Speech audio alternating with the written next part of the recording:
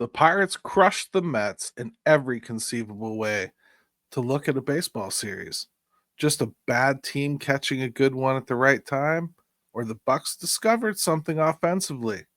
Let's talk about it next on Locked On Pirates.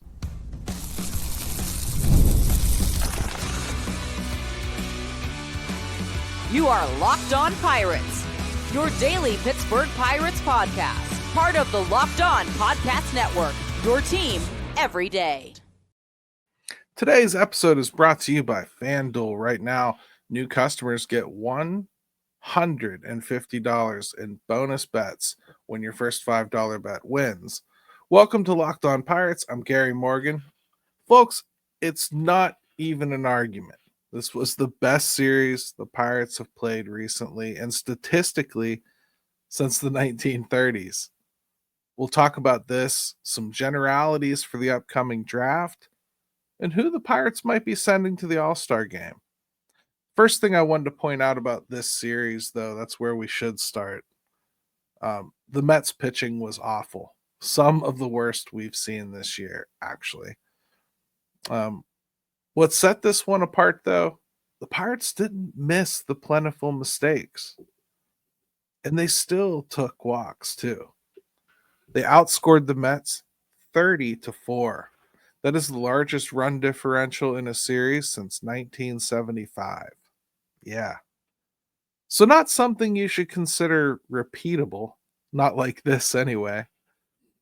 Every series outcome is about both teams playing the games, of course, but the recent hitting, really back to Texas series, probably, I'd say that's come from the unit taking collective approach to hit line drives. It's something that Donnie has wanted to implement, and he started to implement with Matt Haig. I think we've seen that overall approach kind of take hold. There's been a lot less of that fly ball to the warning track that kind of threatens being a home run but isn't, and a lot more line drives just hit right into the outfield gaps where people aren't necessarily able to make up for where the ball's hit defensively. I think we've seen a lot more of that kind of an approach, a lot more opposite field approach. And, bluntly, they've gotten contributions from guys that have done precious little this whole year. Like, think about what Cabrian Hayes has done recently. Just in this series alone, he had 7 hits and 13 at-bats with 5 RBI. O'Neal Cruz has been dying on the vine for the better part of a month, right? Well, in this series, 3 for 8 with 2 home runs. Still struggling with the K. Five of them in these 2 games against the Mets. So literally anytime he didn't get a hit, he either walked or struck out. I mean, like, he is such a 3-2 outcomes player. He really is. And that's something that's going to have to evolve if he's ever going to become more than that, frankly. Reynolds, 5 for 14 with a couple of homers. Pham, 5 for 12 with a homer. I mean, just mentioning Pham in a positive light. Yeah, something's happened, right? Davis only started one of these games, but he went 4 for 4. Kutch was 5 for 12. I could go on. There were other performances. I'm just talking about these were real standouts, and a lot of those were guys that we haven't mentioned an awful lot when we start talking about the offense doing things. It's not just the hitting, though. We shouldn't forget the pitching in this series. Mitch Keller got a win, which it shouldn't be a headline, but it certainly is, right? It's one of his shortest outings this whole year. He only went 5.1 innings and managed to get the win in this one. Isaac Mattson came in and really stopped everything up. Genesis Cabrera, who was just acquired, great outing on Friday, and Shugart, they shut down the Mets collectively to give the Bucks the room to pull away and really take that one. Bailey Falter, due to a lengthy rain delay on Saturday, only went 1.2 innings, and in a way, part of me was like, okay, that might be a good thing because he started out a little bit shaky. Actually, gave up an earned run, but it could have been a little bit worse. Um, Ashcraft and Santana um, was used in the fifth to kind of stop a little bit of a problem that Ashcraft had managed to crop up in his innings of relief. But he did a great job getting all the way from Bailey Falter to Santana. It was cool that they used Santana so early. It just shows you the way that Donnie's thinking. It's more about the situation of the game as opposed to the inning he's supposed to come in. And something that I think a lot of people don't think of is a guy like Dennis Santana is very accustomed to being used in that seventh, eighth, ninth inning. And there's some guys like that get locked into the seventh, eighth, and ninth, and they may not even like necessarily be fully in uniform and ready to go until like the sixth or seventh inning. Like there's no reason to. They're not going to get called on. And Santana, to his credit, was ready. Now, that's also Santana leaving for the suspension list after that, but I digress. Ferguson and Bednar finished that game out. It was a non-save situation, but that was a really close game throughout.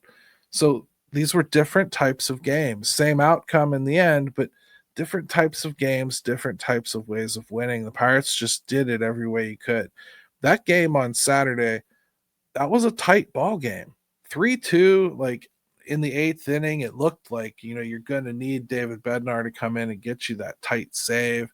And then the Pirates' bats just exploded in the eighth inning and just turned it into a laugher. They still used David Bednar. I'm glad they did because, once you've got him warmed up, you've basically used him anyway. And why mess around? Just shut the game down and be done with it. And I like that they did that. And then yesterday, of course, you got Burrows with I thought was a great start. He was on short rest too. He had just buttoned up the game that Paul Skeens pitched on Tuesday. So, there's a little bit of shuffling going on with that rotation. Mike Burrows stepped right up and took care of business. I thought he had a great game yesterday. The changeup is just a brutal pitch if he can land it, and he has been landing it. And the fastball is working for him too. He's putting it exactly where he wants to. Mike Burrows is a sleeper.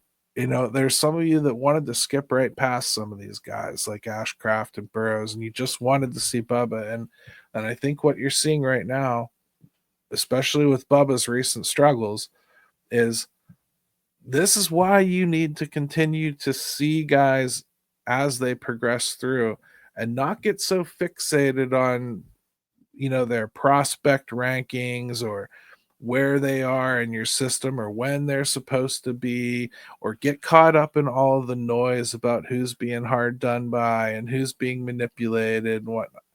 I think we're seeing a very natural progression of these pitchers. I have no complaints about the pitching staff as far as the way they're progressing these guys through. And I said it a long time ago, and I think I'm really, really becoming more convinced. I think you're going to see Hunter Barco before you see Bubba Chandler. Bubba just has not looked good in his last few games, really.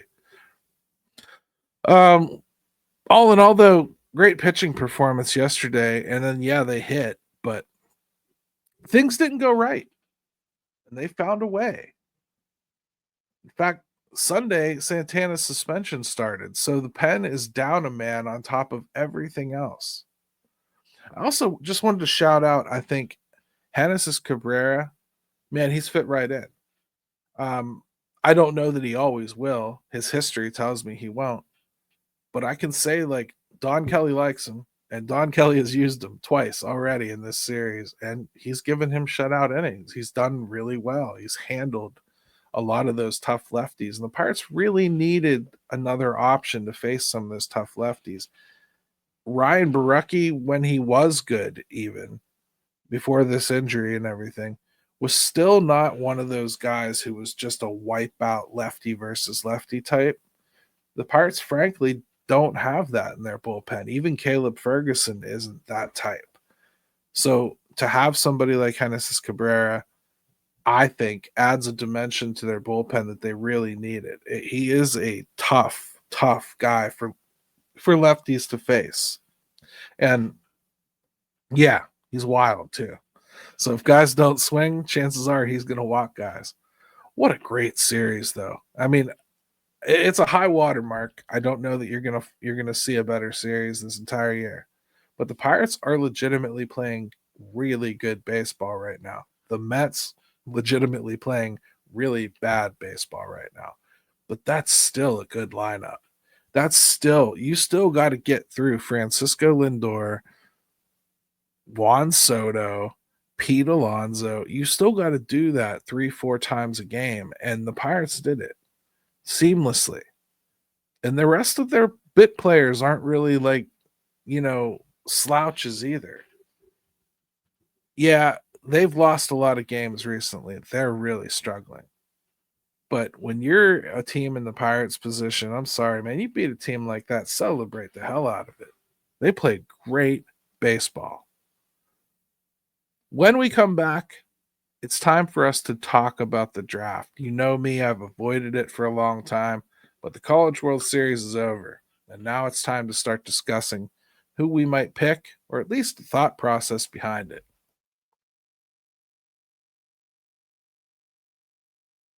Summer sports are in full swing, and whether you're all about baseball, golf, or even soccer, FanDuel is the best way to make every game more exciting.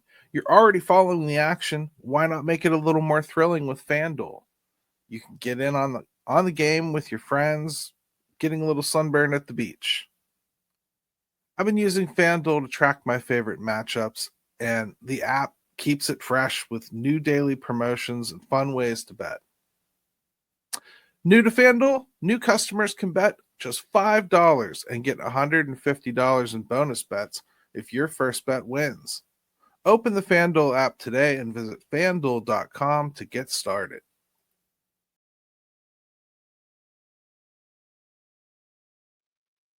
All right, welcome back to Locked On Pirates. Following what is probably the greatest weekend to be a Pirates fan that we've had this entire year, it's been awesome. I guess the Philly series was pretty close, right? I want to talk about the draft a bit, not in super specific terms yet, but more from a perspective of what's going to be in that range when the Pirates select sixth. Based on the projected top 10, it's going to be really tough to see the Pirates select anything other than a college pitcher or a high school shortstop. The only college bat I see in the top 10 that I really think is going to stay there is Aiva Arquette, a shortstop out of Oregon State. I mean, he's seen as MLB Pipeline's number 6 prospect, but most mocks have him going before he gets to the Pirates.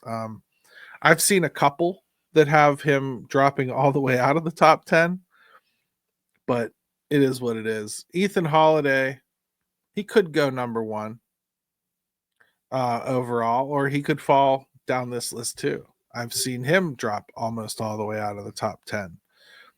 I'll say this draft does not have a clear-cut number 1.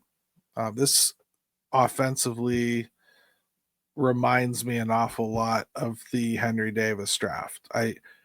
There's a lot of guys who could be decent players, but there are not a lot of surefire, like you got to go after this guy if he's there types. I would say like if Arquette's on the board when the Pirates pick, I would have a hard time thinking they would pick anyone other than him. If he's on the board when they pick.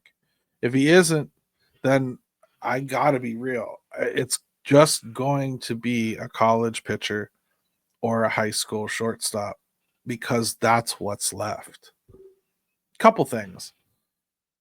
Some of these things I've said before, but none when we were like specifically discussing the draft like we are right now. So first, you don't draft for need in MLB.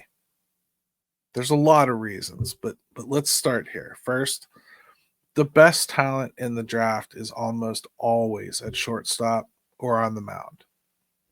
Second, shortstop is just where the best athletes tend to funnel. For each one, part of their scouting report, it's going to talk about their potential ability to stick at the position at the major league level. There's some projected to have to stay in the dirt, even like they have to be infielders. They're not going to ever project out to the outfield.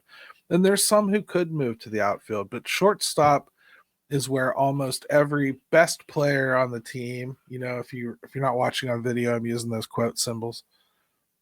In other words, it's great that the Pirates need a left fielder, but you'd be a fool to reach back in the draft and take someone with outfield by their name. And you equally shouldn't avoid shortstop just because you have Griffin or Sanford coming. It could be 4 or 5 years before this player ever matters here. And that's if he sticks at shortstop. All in all, the draft is one of those things that I would love to tell you, like, yeah, the Pirates draft 6, here's what they're going to take. I can't do that because I don't have so much as a solidified top 3 that I think I can go with. It feels to me very much so like we're looking at the Pirates just having to bite the bullet and take the best thing that's there. This isn't like the NFL or the NHL or other sports where you can trade down in the draft and get more picks or something like that. So there's not really any drama there. You can trade comp picks, but that's all. You can make agreements with certain teams, like we won't take this guy here in exchange for blah blah blah. But for the most part, none of that happens, especially in a draft like this. There's just nobody to really attain to. That doesn't mean that I think there's no good players in this draft. It just means that I don't think there's anybody that really sets the world on fire. There's nobody that is knocking down the door. Cade Anderson, left-hander out of Louisiana State, he's probably, if you ask me, the best player in this draft. If I had the number 1 pick, I think that's who I'd probably be pushing for. He just seems like the most ready to actually make an impact. But I've heard the same things about Ethan Holiday. A lot of people see him a lot along the lines of the way they saw his brother, Jackson. And maybe is Jackson affecting Ethan? I mean, are people seeing that Jackson isn't just flourishing in the major leagues, which it's early to be, completely worried about his track or whether he's going to get good, but are people seeing that he wasn't as ready-made as they thought, and maybe the comparisons to Ethan are scaring some people out of selecting him number 1 overall? Maybe. I mean, I could argue, I know I just said you don't draft for need, but organizationally, let's say it's a 50-50 proposition. Well, the Nationals probably desire pitching a little bit more than they desire hitting. And I think I would go Cade Anderson if I'm them. I think that's probably what they'll do. The Angels, I mean, I've seen it so many different things, and it's so difficult to tell what the Angels are going to do because the Angels are one of those teams that will just completely go off the board. They'll do what I talked about earlier, which is reaching way down for something else that they think is interesting. I could see the Angels taking Arquette, if only because they really like to be able to move somebody through their system quickly. And if any hitter in this draft has that kind of capability, I would think it's probably Arquette. He's the most progressed, I would say, out of all the hitters that are available.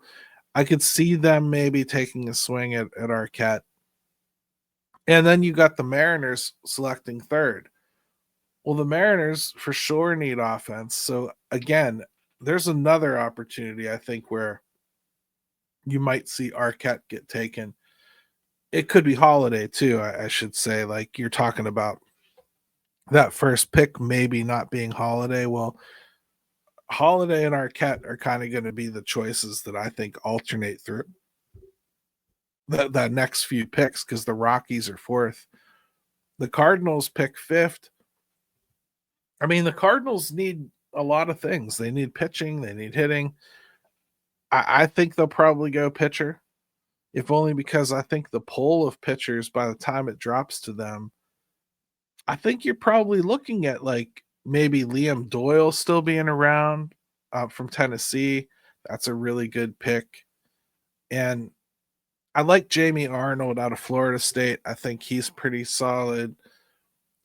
The high school shortstop bats, the Pirates might be forced into selecting one of them. I mean, they might be the best bat. Now, Connor Griffin was a high school bat, so is that a terrible choice? Maybe not. I mean, another young one here, I like Billy Carlson is a guy that could slip down. He's out of California. I I'm not sold on Eli Willits. I would prefer they kind of stay away from him. I just feel like there's something about his skill set to me that I just don't trust. Almost water buggy, and I just think the Pirates have enough of that. I do think out of most of the shortstops in this draft that Billy Carlson might have the best shot to actually stick as a shortstop. I just think it'll take him a long time to get here. Um, Other than that, yeah, you really kind of start hitting pitching again. Kyson Witherspoon is a guy I wouldn't mind if he was still available. I think he should be. Seth Hernandez is a high school pitcher that I think somebody could take a flyer on real early, or he could drop like way down into the comps. I'm not 100% sure what's going to happen to him. High school pitchers, man, you just never know what people are going to think. But offensively speaking, yeah, I just think that that's pretty much your choice. If Holiday falls, I think you'll see the Pirates pick him.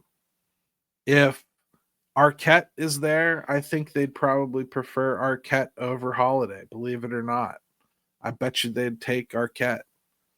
So Arquette's the one to me that is really the fulcrum of this beginning of the board. If he makes it past the Angels and Mariners, I'd be shocked. I don't think the Nationals are going to take a hitter though. I'm convinced that the Nationals are going to take Cade Anderson. That's my pick for their number one overall. I can't see them going any other way. Big lefty, big potential. Looks like he's going to be a helium riser too. It'd be hard to talk them out of it.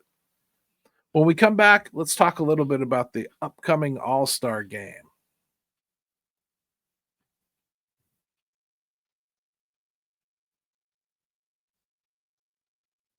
All right, welcome back to Locked On Pirates here. Make sure you hit me with a subscribe and a like. I don't think I asked you to do that in the second segment, so I'll ask you to do it here. Paul Skeens is going to be in the All-Star game. In fact, he probably still has a great chance to start in it. After that, though, it gets kind of tight. Pirates haven't hit like a team that should send many guys, right? I mean, but I could see David Bednar.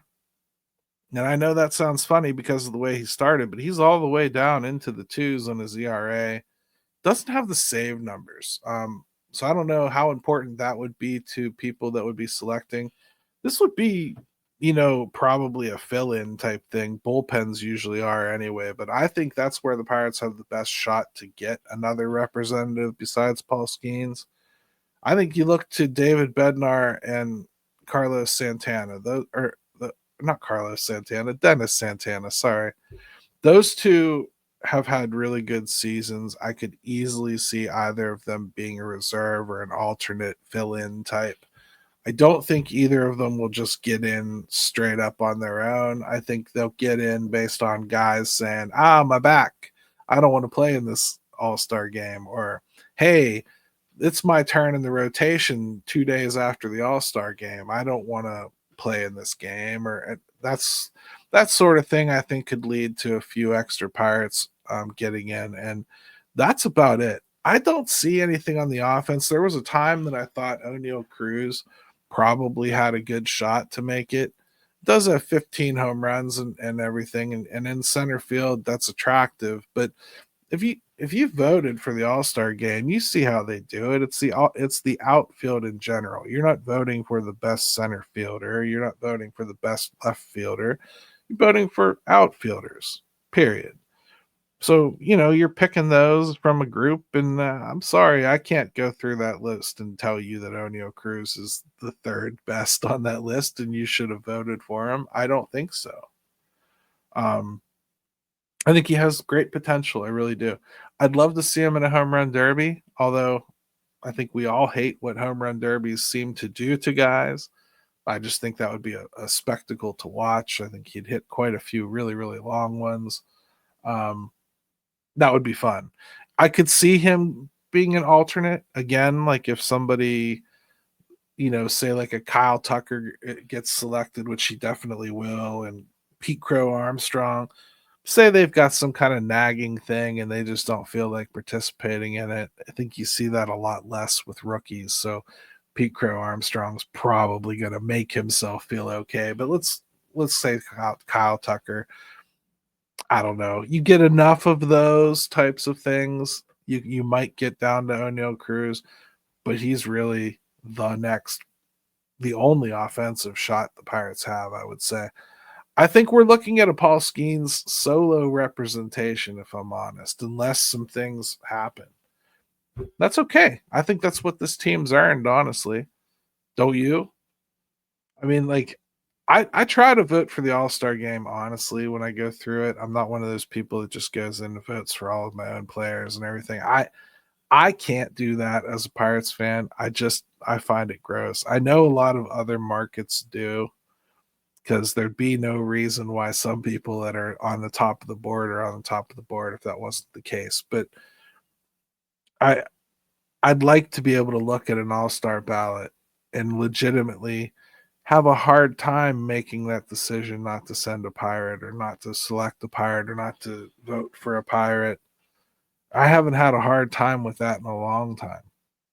I think 2023 was the last time I really had a difficult time with it, and even then, the two selections, one I got a bonus. I didn't expect Adam Frazier, and Brian Reynolds was great, so there was no problem there. It's just not been a good year for All Stars as far as Pirates go. I think their record probably says that before I have to say it, but it's the way it is. Now, about the All Star game in particular, there are a lot of guys. Like Ellie De La Cruz said he didn't want to play in the home run derby. There's been a few of those. I'm wondering if baseball is going to have to consider changing the home run derby. I don't think people like that perpetual swinging nature of it. And in some ways, I think you could kind of go back and do it a little bit differently than you've done it before. Like, it's turned into this weird numbers and endurance race at this point. And I do think a lot of guys feel like it's hurting their careers, hurting their seasons. I think a lot of them at least have it in their heads, superstition wise, that it's not good for their game. So I do think the game's going to have to think about changing it. Back in the day, they used to do home run derbies. There was a TV show called Home Run Derby in black and white that used to be on Nick at Night when I was a kid, but the greats would play that. And the way they did it is they'd basically give you a bank of outs, and anything that wasn't a home run that you hit was an out. And you could watch 3-4 pitches go by right down the middle until you felt comfortable swinging, and then once you uncorked, that was the hit of record. I like that a little bit better than this, like, just swing as many times as you can in a couple of minutes. I think it's better for the players. I think it sets up for better home runs most of the time because guys are trying to put more into a swing, and they're able to because they're not trying to reserve energy for later. I just think it's a more true example of what you would see. I I don't hate the home run derby. It's fun to watch. I just think that the player participation side of it is really starting to kind of like dwindle, and I think it's dwindling because it's not it's not conducive to the type of physical habits that these players tend to keep, and players don't like doing that. I also think that the All-Star game in general needs to think up a way to do some different types of skills, right? I mean, like, the only thing we have is the home run. You don't have any kind of like skill test for pitching, like accuracy or velocity. I could see that velocity thing being just as much of a problem as the home run derby because nobody's going to want to do it and blow out their arm and try to throw 104 miles an hour or whatever.